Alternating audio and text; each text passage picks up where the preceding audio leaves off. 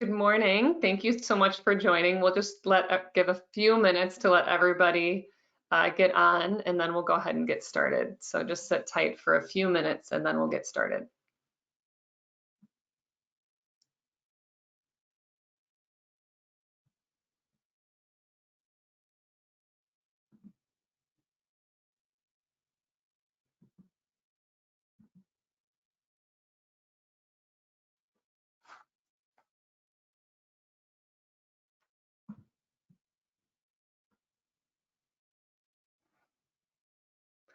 And I'll say this again, but as you're getting oriented, we are going to have everyone muted today just to make sure that everyone can hear well. But if you have any questions, you're welcome to just type them into your questions bar, and we'll make sure that we address those as we go along. And any questions that we don't get to, we'll certainly follow up with afterwards.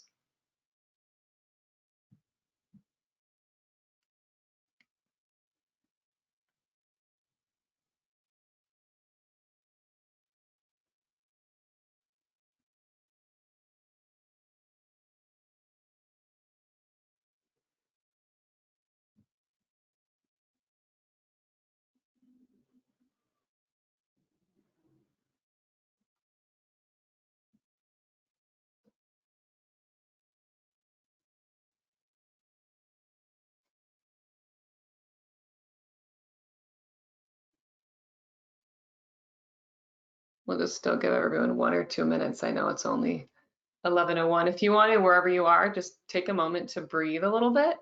Feel where your breath is right now. We'll come back to that a little bit later together, but we're going to talk about the breath a little bit today and just the powerful role that it can play for us. So I invite you, while we're waiting, to just go ahead and take a few deep breaths.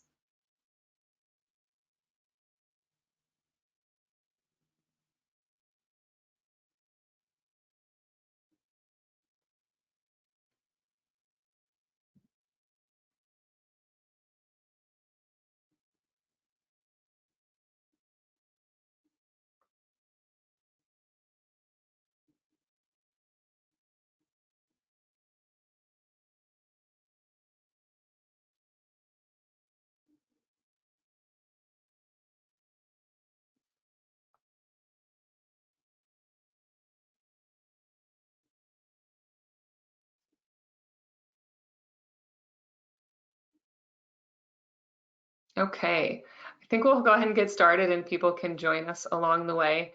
Thank you so much for taking the time to join me for the series. I'm really excited about it. Many of you know me as a wealth advisor or a CFP, but I also have a huge passion for health and wellness, so I'm going to share that in a minute.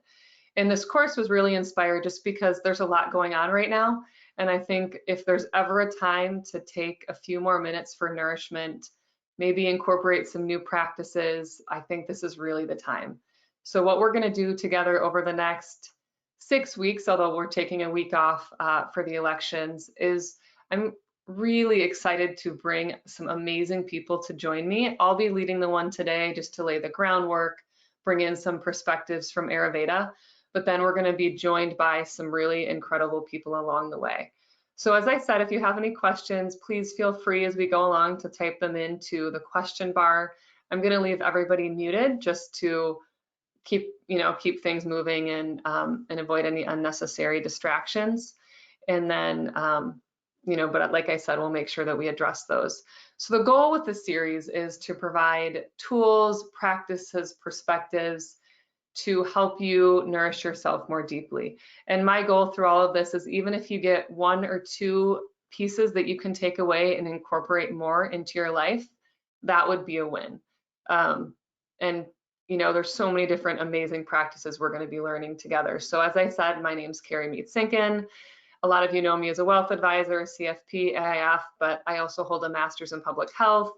I'm a certified Ayurvedic practitioner and have been studying health and wellness for about 2 decades, have developed programs for people across the country, taught medical students, continue to teach Ayurveda a little bit with some programs nationally, just because I really believe in the power that diet, lifestyle, and simple things can play in totally transforming their life. Some of you know a little bit about my history, but as a kid, I had a lot of different illnesses and ear infections, colds, and no doctor could really ever truly help me become healthy. And it wasn't until I started on my own journey of changing the way that I ate and later getting into meditation and yoga to help reduce my own stress and anxiety, and then really spending another decade immersing myself in different ways that I could nourish myself and change my own life and really feel vibrant and alive, and also help educate people around me. And so it's just something that very much lives in me, and I'm really excited to share some of these things with you today and to invite others to join me along the way. As I said, today we're going to be talking about Ayurveda, some great tips and ways you can boost your immune system for the fall. Next week, I'm going to be joined by Neoshin and Edwin Kelly, who are phenomenal meditation instructors, teaching love and kindness, awareness, mindfulness. They've been doing this for over 4 decades. October 20th, I'm going to be joined by Kiana Grace Frost, where we're going to do a little bit of movement together. I really believe that education is important, but that experiencing things for yourself and really feeling them in your own body is extremely important. And we have so much passive information with screens these days that my goal is to help you just a little bit actually pull back from the screen and do some things in your own body. October 27th, we're going to be joined by Genevieve Yellen, who started an international anxiety reduction program that's now being recognized in universities. I'm part of the faculty on that course teaching the Ayurvedic aspect. November 10th, we're going to be joined by Elizabeth Johnson, who has been on 60 Minutes. She's been named as the food and as medicine guru by James Beard, and she's just a really incredible teacher that I got to know in San Antonio.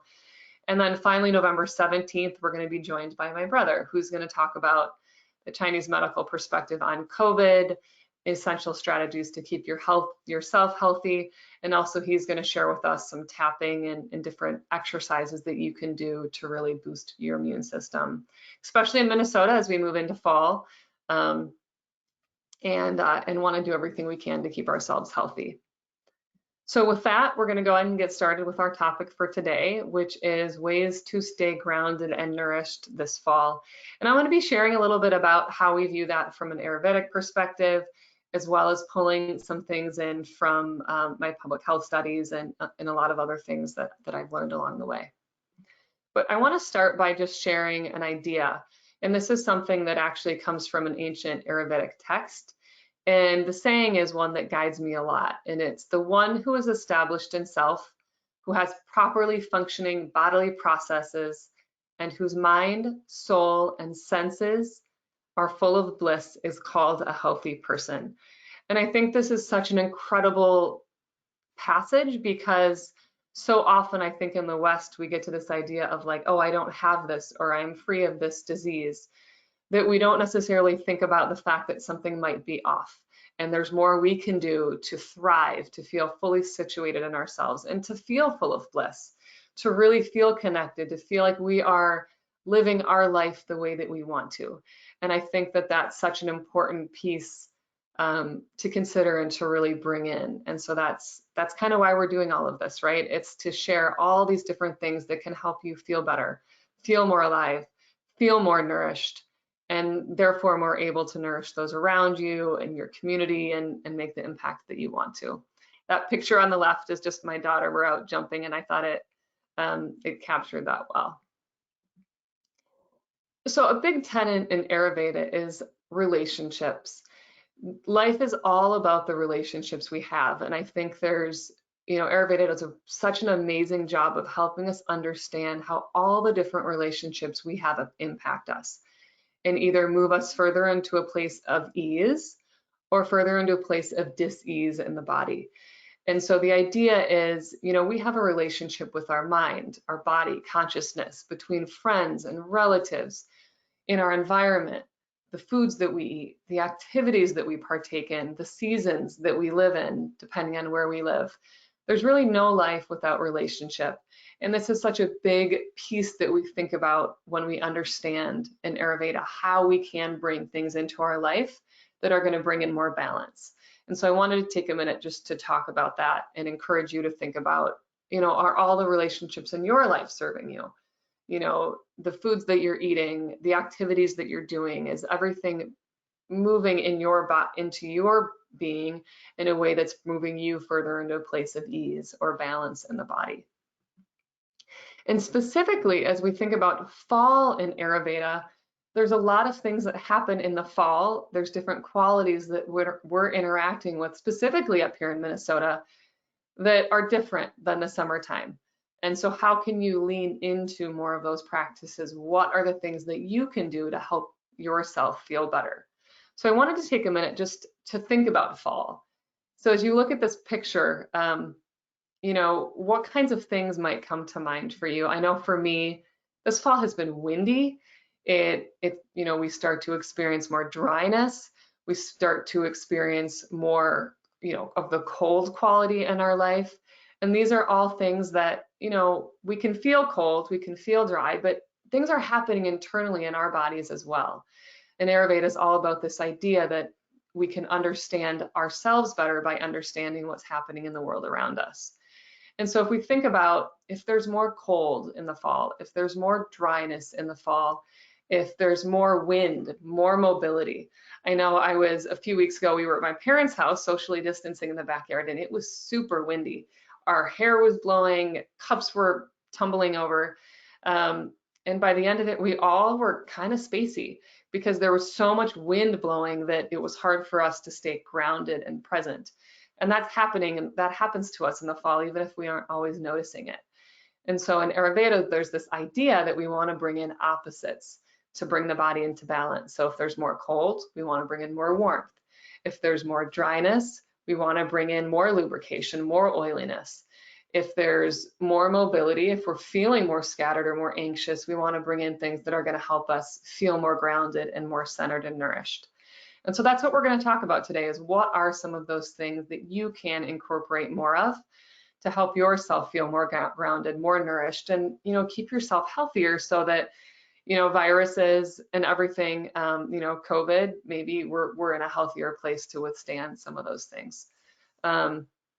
So before we do that, I want to take a minute. The really great thing about Ayurveda is that this is stuff we already know. A lot of this we intuitively know and we move into. We just don't necessarily always recognize that.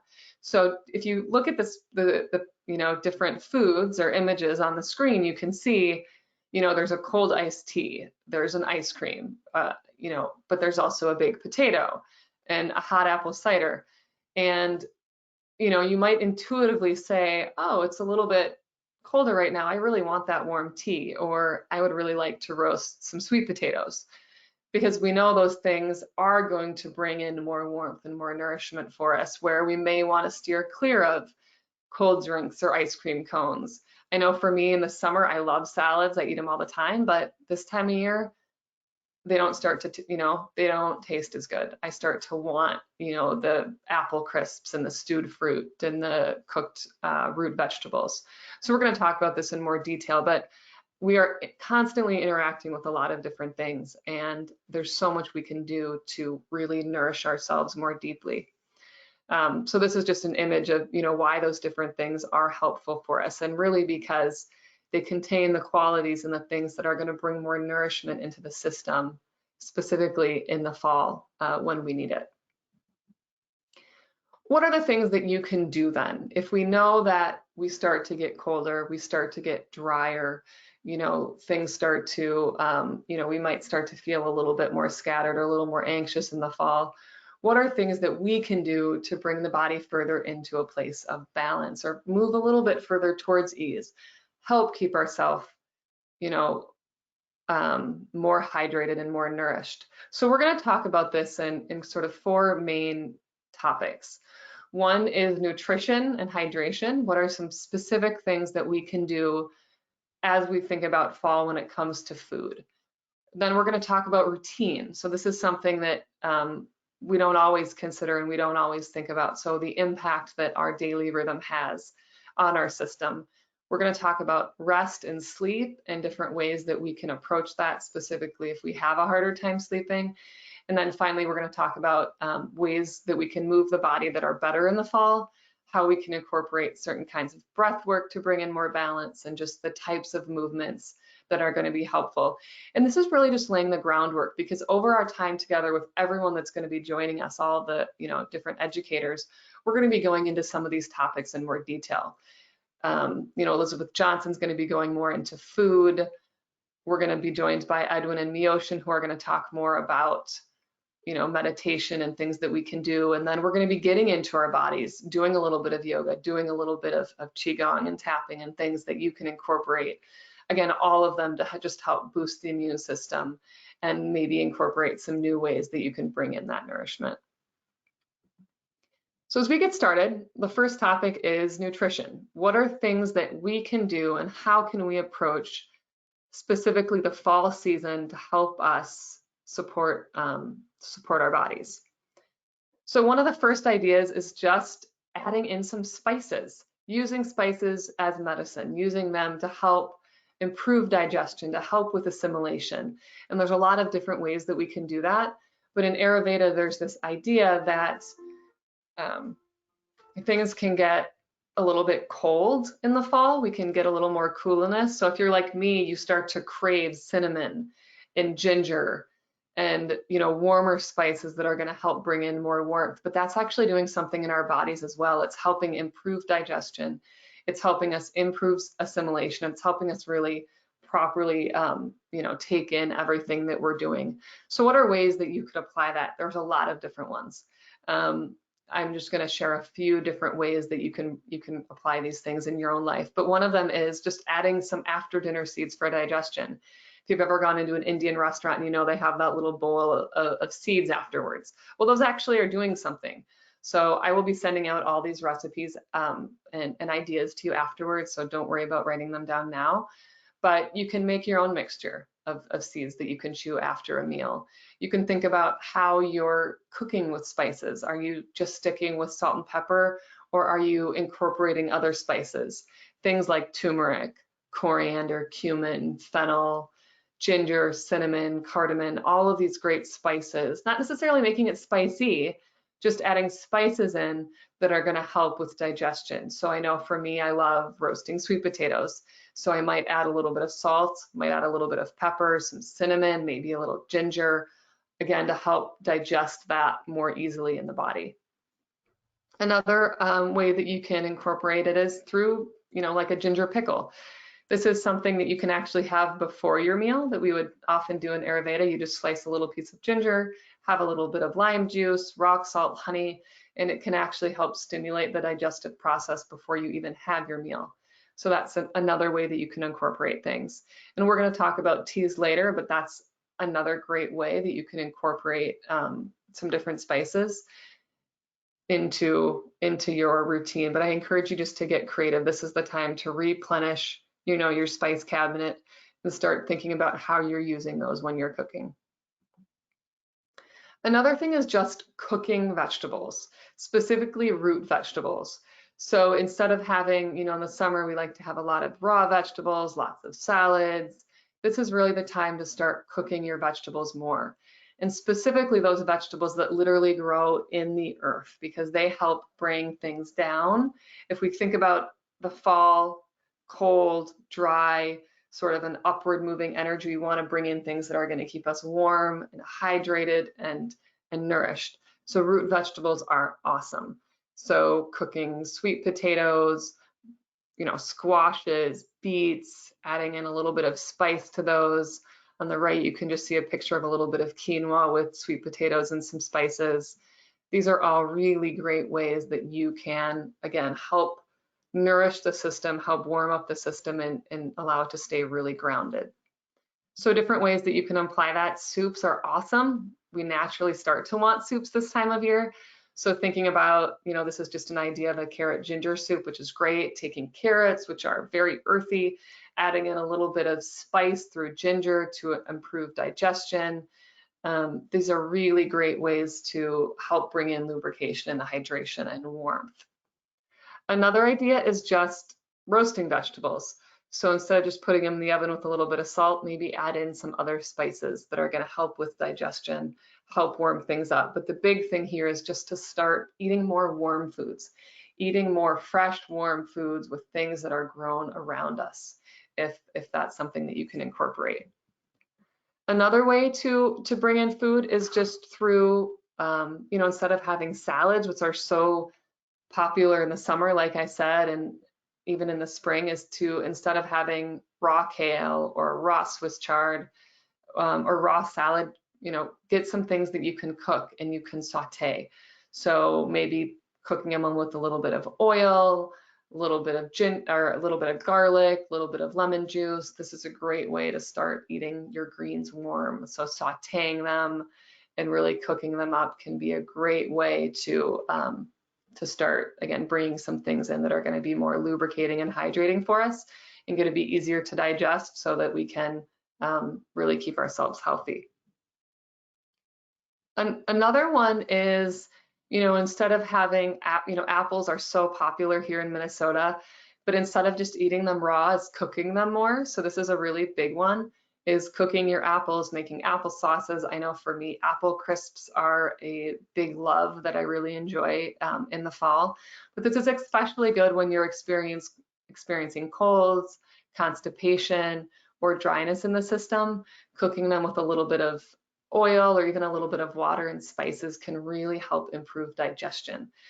So that's a big one that I encourage you to think about, is how can you bring in, and instead of having raw fruits, maybe start cooking them. If you're someone who loves smoothies, we're going to talk about this more with Elizabeth, but start having warm smoothies, or maybe making a blueberry applesauce instead of having those frozen blueberries, things that are going to be warmer, so that you can help bring warmth into the system to counteract the coldness that naturally starts to come into play in the fall.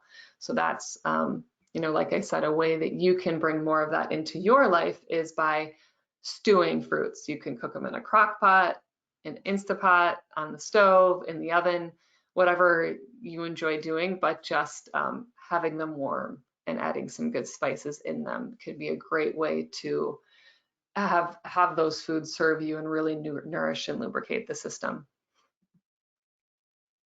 In addition to that, another way that you can think about food is by spicing up your drinks. So I know some people love cold ice water, and while in the summer that's not too bad, it really does tax the digestive system. So ideally, take the ice cubes out of the water, having it room temperature.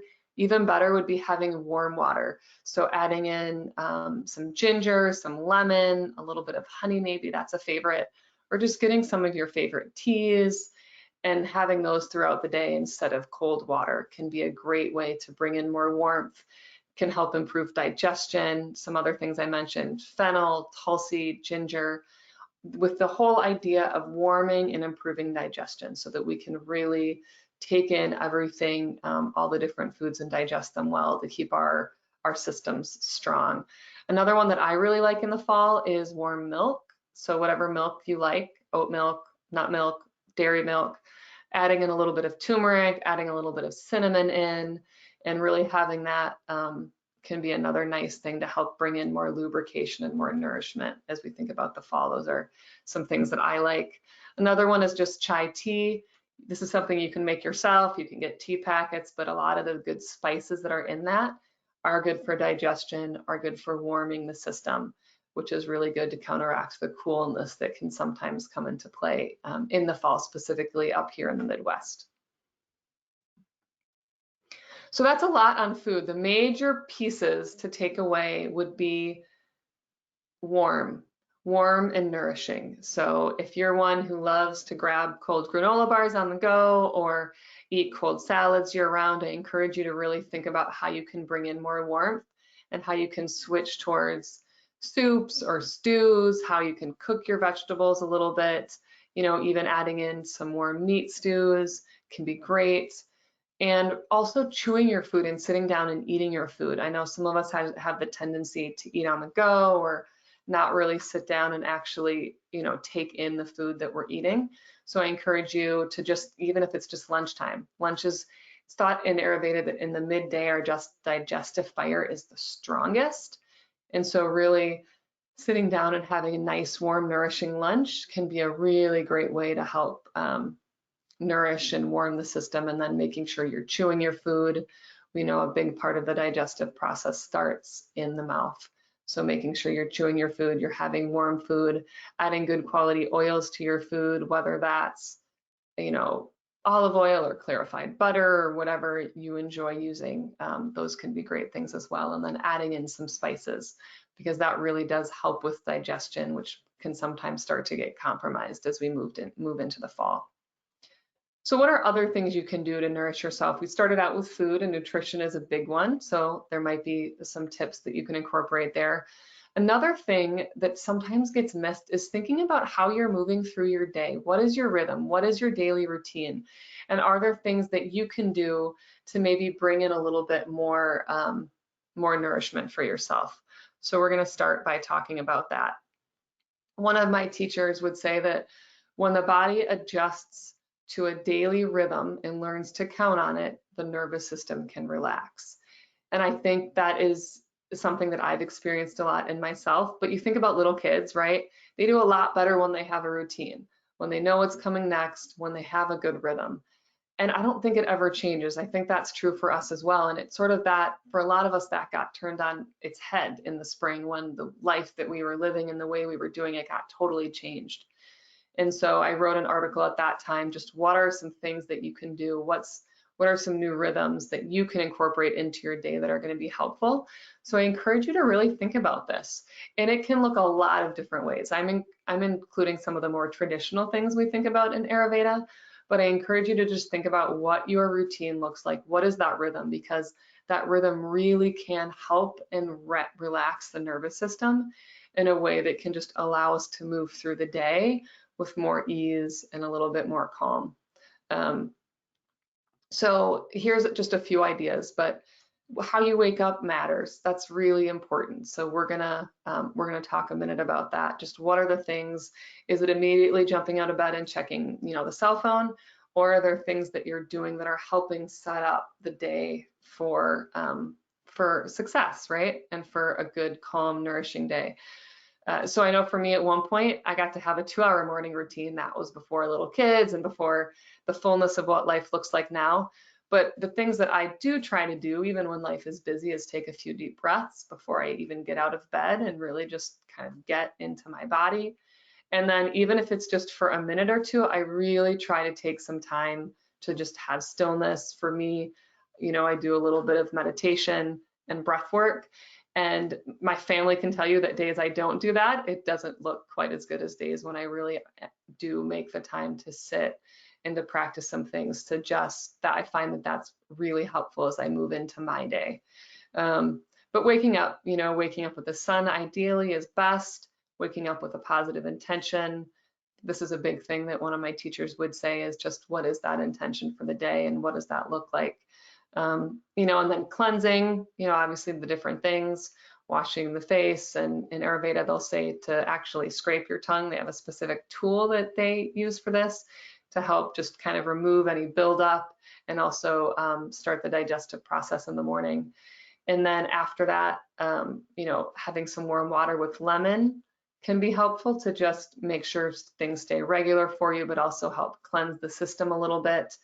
And then if you can, taking some time, even 5 minutes. I know many of you are really busy, but taking 5 or 10 minutes in the morning, that could be quiet time, that could be journaling, that could be setting intentions, that could be a little bit of movement. Whatever it is, the way that you start and move into your day can really make a big difference for how the rest of your day looks. And then following kind of the natural rhythm of the day. So having a warm, light breakfast, it's thought to not have too much where you tax the nervous system, tax the digestive system, but have a little bit, having good spices, especially in the fall, is really great. So if you're going to have oatmeal, maybe add some cinnamon and ginger to it. If you're going to have eggs, maybe add some pepper to it, just some things that are going to make that digestion a little bit easier. And then ideally having a nice big warm lunch between the hours of 10 and 2, something that's going to be nourishing, going to be grounding, going to support you for the rest of the day, and that you're going to be able to digest. So that's where a lot of those, things we were talking about with food can come into play. Ideally having a nice light dinner before 6 so that your body has some time to digest before you go to sleep. It's thought that it needs a little, the body needs a little bit of time. So ideally not eating right before bed. And then ideally getting to sleep before 10. That's the, obviously the ideal. That's a lot easier said than done. but a sleep routine can be really helpful, especially if you're someone who doesn't have good, restful, sound sleep. But the important thing with the day is to just have one or two things that you're doing at the same time every day that can help your body relax, help your body know what's coming next. And that can sometimes be hard. So I encourage you to just start really simple. Start with one thing of everything I'm talking about today and see if it makes a difference for you.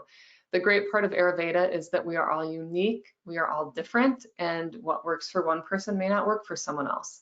So I encourage you to just have fun with this and maybe, take in one or two new tips that might be helpful for you. Another part of that daily routine, I'm going to back up one slide, which is maybe one that you haven't incorporated before, but may sound a little bit weird, a little bit strange, but also can be really helpful for the system. And that is just doing some oil massage.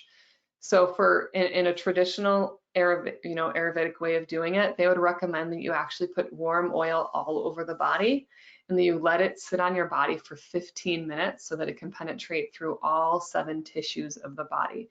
Ideally warm oil, specifically sesame is good if there's more coolness there. One of my teachers would describe a dry stick. When a stick is dry, it really easily breaks. But when you soak the stick in oil, it becomes a lot more easy, a lot more malleable, a lot easier to bend. And the same is true for our bodies. So oil massage can be really lubricating, really nourishing for the system. It can help, soften and strengthen the skin, nourish the body, increase longevity, can help with sleep, and it can really help bring nourishment to all the different tissues that we have in the body. So it's a great practice to incorporate, even just once a week, once every few weeks, just a good way to connect and to give yourself some extra nourishment. And if this is something that's interesting, I'll give some tips that you can incorporate more of. If a whole body massage sounds like way too much, then just do some oil on your feet or give yourself a foot massage once in a while before bed. Our feet are if we think about Vata or Ayurveda, anxiety, we think about a lot going on up here. So the more we can do to bring ourselves down to our feet, the better. So even just doing some massage on your feet. In Chinese medicine, they'll actually say to soak them in warm water. That's another thing, but things to help really nourish the feet, and just even putting oil on the feet can be really great. So I encourage you to give it a try.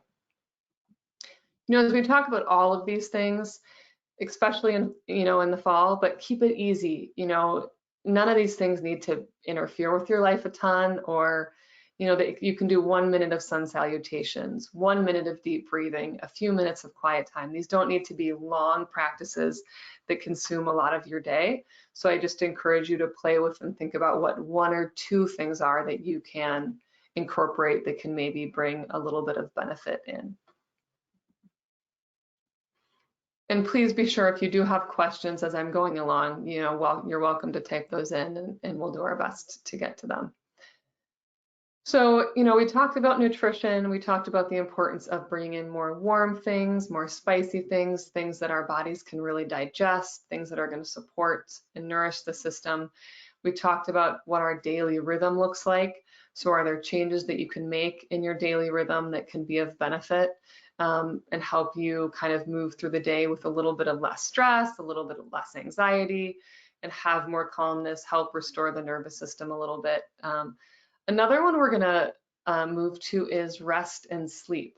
So this is one that has started to be talked about a lot more. Arianna Huffington, who started HuffPost, started a whole thing around the sleep revolution, along with a lot of other people, just because sleep is so incredibly important, and how we're sleeping and what that nourishment looks like for us is really big. And so ideally, and again, this is not doable for everyone, but we're going to bed early. We're preparing ourselves for sleep.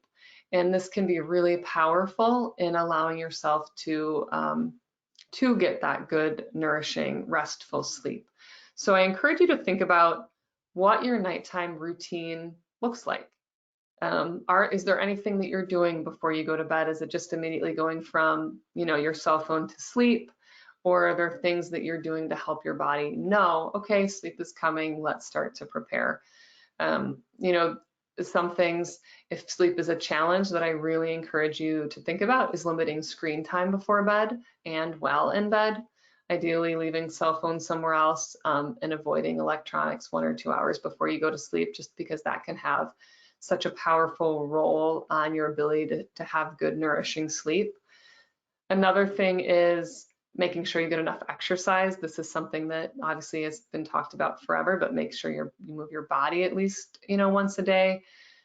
Developing a sleep schedule. So if you're someone who does have a harder time falling asleep or staying asleep, that's an indication that there's a lot going on up here. There's a little bit more movement happening, and you want to do what you can to help bring that down. So thinking about what a sleep routine might look like for you, is that a warm tea? Is it journaling? Is it taking a warm shower or bath before you go to bed? Is it doing some deep breathing or some restorative asana? What are those things that can be really helpful for you as you prepare for bed? I know for me, it feels really weird to go to sleep if I haven't journaled. So, for me, doing a gratitude practice every night before I go to bed has been really powerful. So writing down 3 things I'm grateful for specifically from that given day is a really great practice to incorporate, or just kind of writing down anything else that's on your mind, just to kind of allow it to move out before you go into sleep. That can be great for a long time when sleep was harder.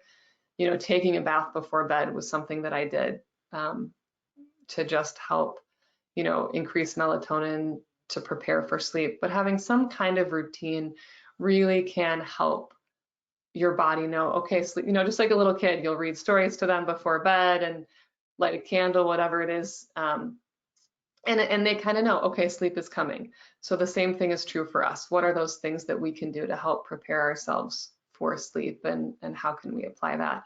And to capstone that, I talked about this a minute ago, but how are you waking up? If sleep in particular is a challenge, think about how you're waking up the next morning, and are you setting yourself up for success throughout the rest of the day?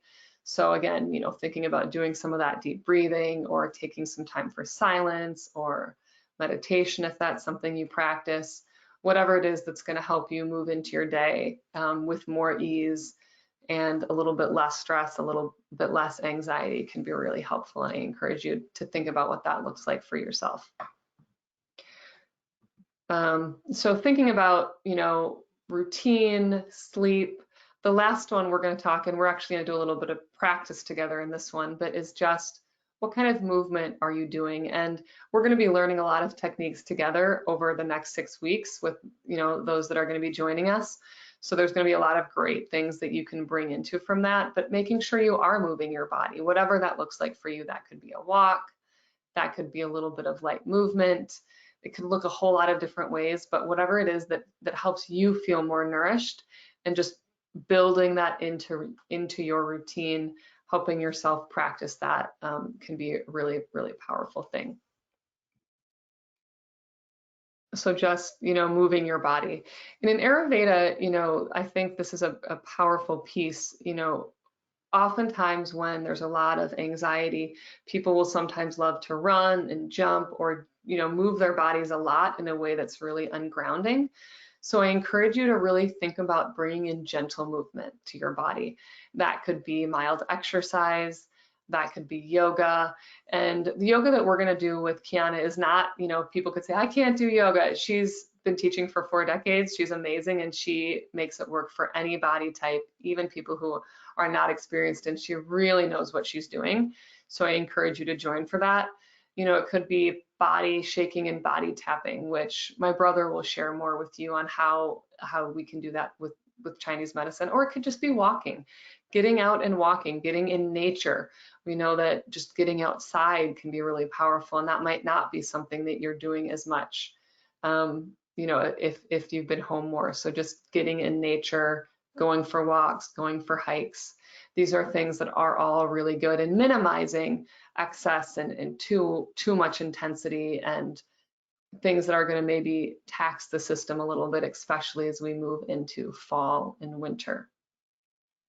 So that's a lot of different things to think about and to incorporate.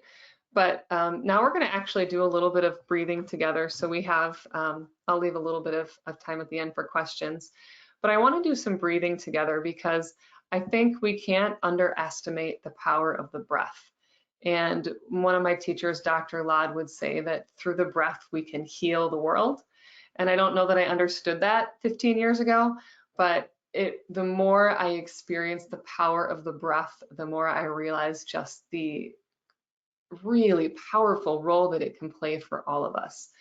And so, there's some amazing books that have come out more recently on the power of the breath and how we can use that in really, really specific ways to help bring more balance and more nourishment into the body. So there's a lot of different ways we can approach the breath. And I encourage you, we're going to just do this together for a minute, is to just, we're going to do a few breathing exercises. But before we do that, I want you to just take a minute to just notice where your breath is right now. Notice if you're breathing into your belly, if you're breathing into your chest. And I'm just going to be quiet for about a minute. And I want you to just pay attention to where your breath is in your body in this moment. And ideally, try to sit somewhere where your spine can be tall and that you're really comfortable. You can close your eyes if you want to.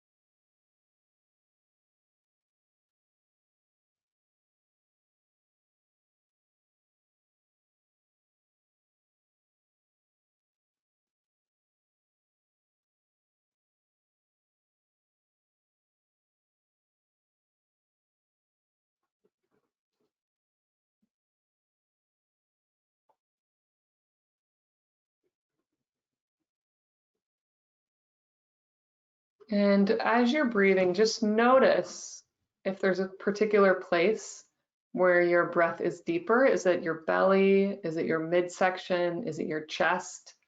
And just notice where your breath is. Without trying to change it, just notice where am I breathing right now?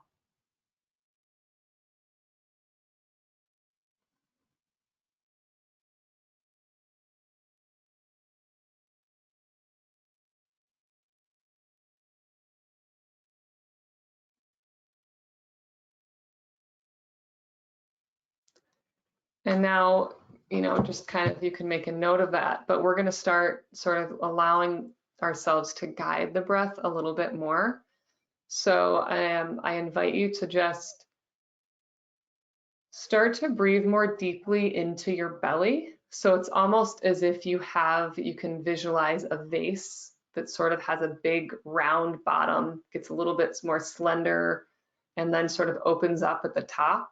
And imagine that vase is just kind of sitting in your, at the root of your body, kind of lower than your belly button by your pelvis, and that it extends all the way up through the chest. Just visualize that.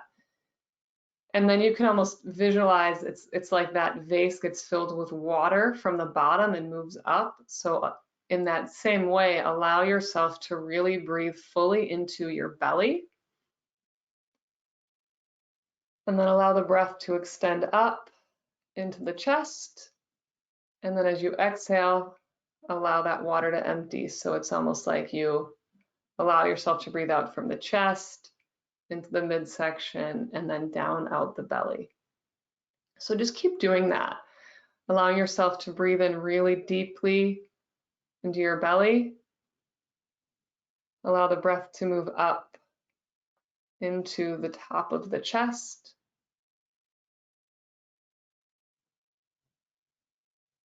And then exhale, allowing yourself to first breathe out from the chest to the midsection, and then out kind of the depths of your belly. And we'll just keep doing this together for a few more moments. So breathing into the belly, midsection and chest. and then out. Allow yourself to just find a natural rhythm of this where you really feel yourself breathing fully into your belly, allowing the breath to move up, and then allowing the breath to move out.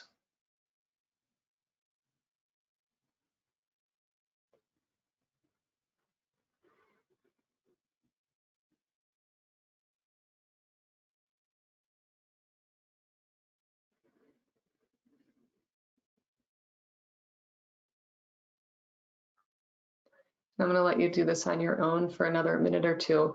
Just allowing yourself to really feel what it feels like to breathe fully into your belly and allow that to move up your whole torso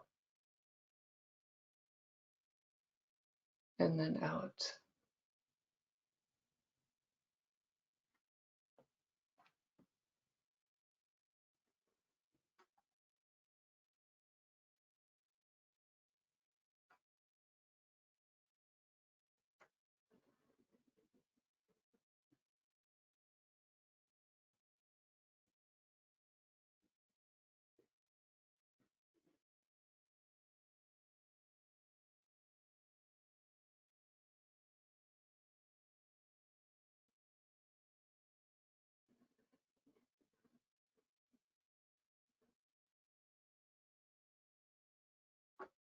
So again, move as you breathe in and out fully, just feeling yourself really expanding and emphasizing the breath when it moves into your belly.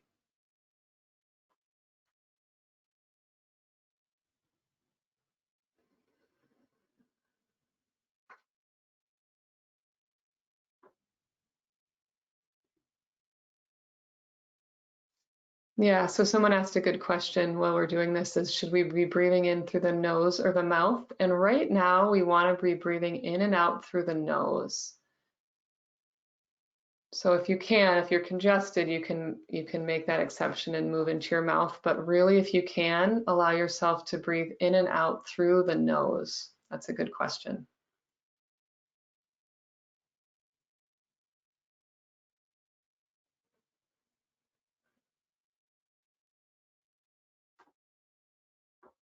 So just breathing fully in through the nose and out.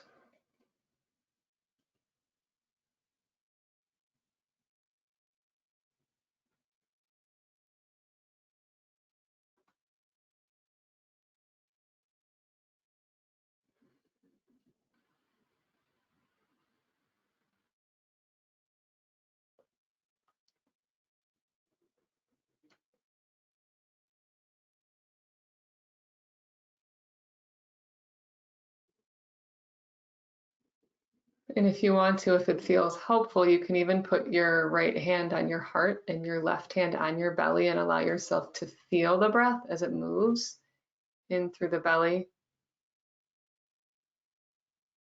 and the chest and then out.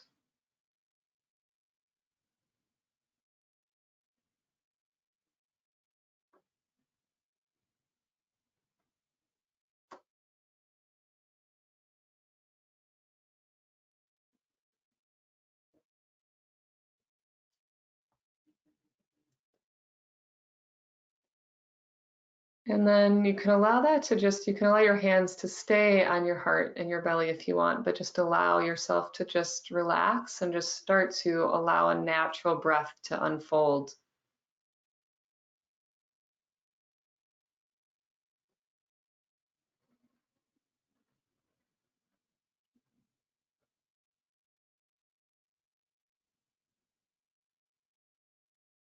So really feeling a fullness in your belly and then your chest, and then exhaling, first from your chest and then from your belly.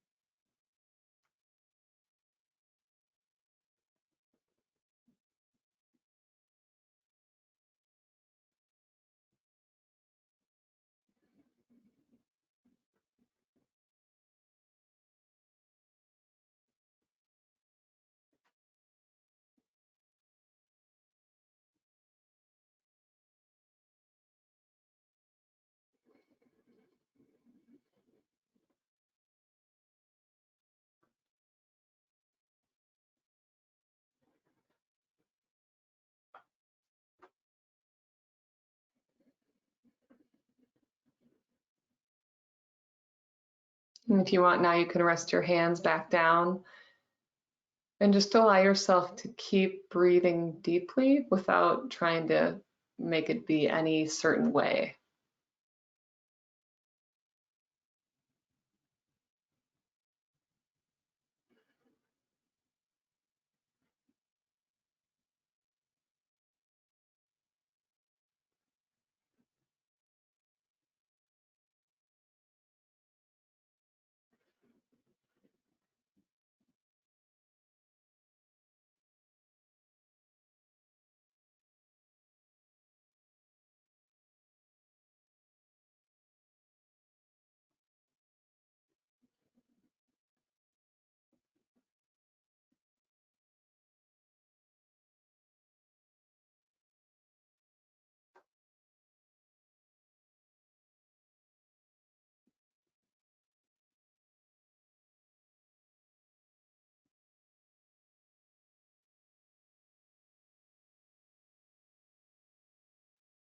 And you can slowly start to come back.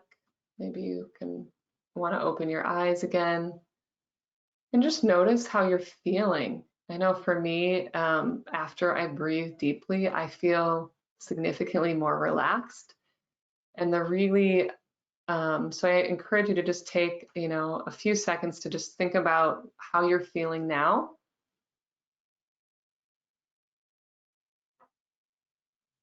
Noticing if there's any differences between how you are now and even just 10 minutes ago.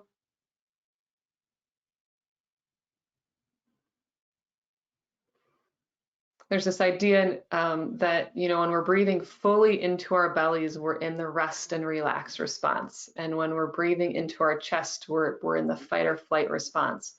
And so certainly when we're feeling anxious and when we're feeling stressed, listening to the news or a whole lot of other things, it can be really unsettling. And we might start to breathe really deeply just into our chest, or when we're running around or trying to get a lot of different things done.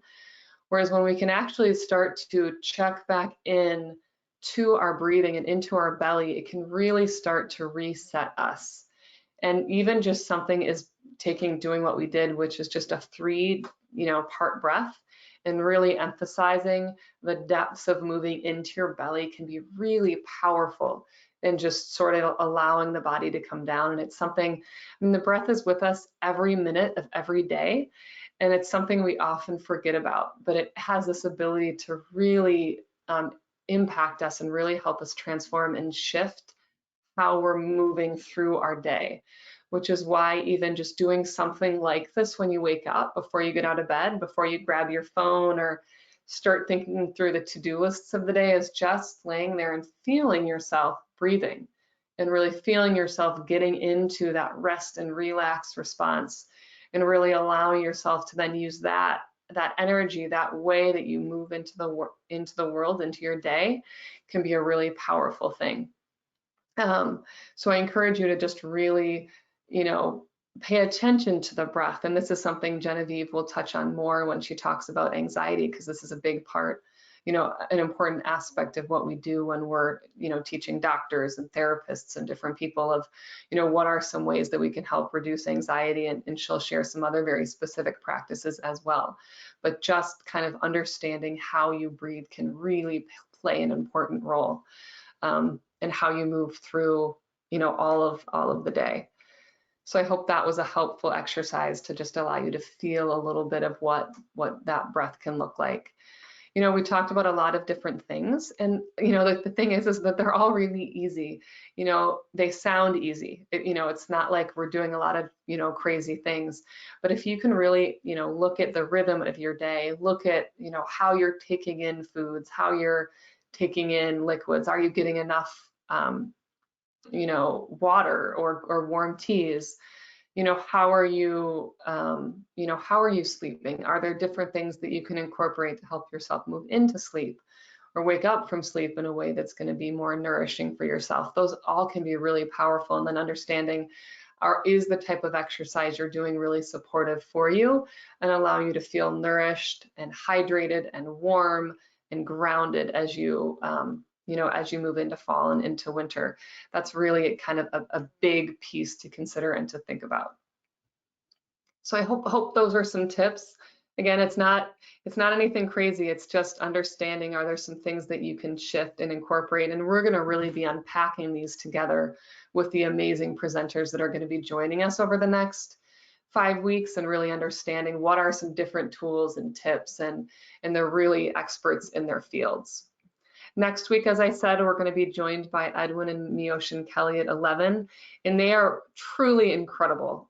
They teach internationally. They're actually based here. They moved here about a decade ago to start help a meditation community, but we're so lucky that they're going to be joining us. They're just true gems. So they're going to be going through some awareness practices with us. They're going to be talking about how we can incorporate loving kindness, and how we can approach meditation if it's something that we haven't done before. And even if we have, they always have tips and tricks that can be really helpful as you think about ways that you can bring in more space, bring in more ways to find nourishment as you think about it. So I'm just going to jump. I had a few questions here, so I'm just going to open those up. So we addressed the one when breathing in and out, making sure you through the nose. The reason is because the mouth is actually more cooling. So in the summertime, if you want to cool the body down, breathing out through the mouth is a great way to do it. But if you want to keep the body warm, breathing in and out through the nose is going to be more helpful. And then someone just shared that the breathing exercise was great. They're feeling a lot more grounded. So is there a simple breathwork exercise or framework that they could use every day? And so that's where I would really say, think about when you have space in your day to bring that kind of thing in. So, is it first thing when you wake up? For me, that is the best time.